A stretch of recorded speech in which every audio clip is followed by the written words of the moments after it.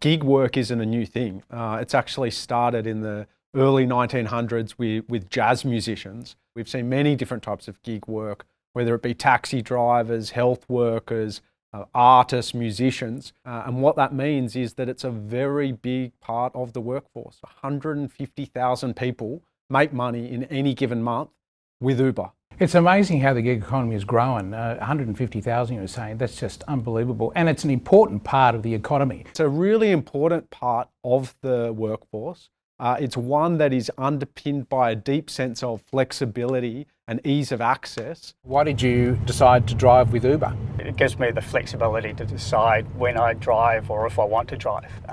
It also gives me the ability to earn an income whilst my business is kicking off. Well, originally I was working for another company and I just found it really inflexible. I couldn't, make a lot of the things with my kids, like soccer and all the school events. If I have an appointment, I don't need to give any excuse to my boss. I can do my own schedule. That's the main thing. I engaged with a number of your drivers and they were just fantastic. They loved it. I mean, they loved the whole aspect of that flexibility. Actually, 9 out of 10 drivers and delivery partners with Uber tell us if they lost the flexibility, they wouldn't do it anymore. If you compare the work experience of an Uber driver versus, for example, your local butcher or someone working at your bakery, there's no set shifts. You come online when you want, you knock off when you want. If you don't want to work for a number of weeks, that's completely fine. You wear what you want. And of course, 1 in 2 people are working on multiple apps at any given moment. And that's really important nowadays with workers because they need that flexibility, whether they're a mother with kids or whether they're a father or an individual person who's just lost their job and they're looking for something in transition. Being an Uber driver is just fantastic for a lot of them. Put simply, there are contractors and there are employments, these 2 types of work.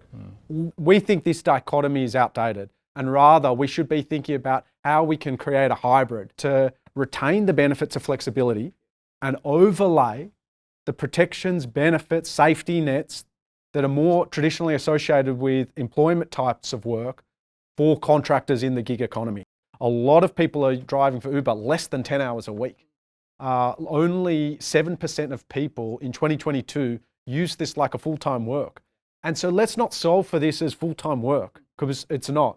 I think the fact that you are working with the government and working with other business organisations to achieve that is a fantastic thing. We can improve the standards of work across the board. Yes. And so this is all a case of ensuring that we are creating standards which are setting a bar across the gig economy.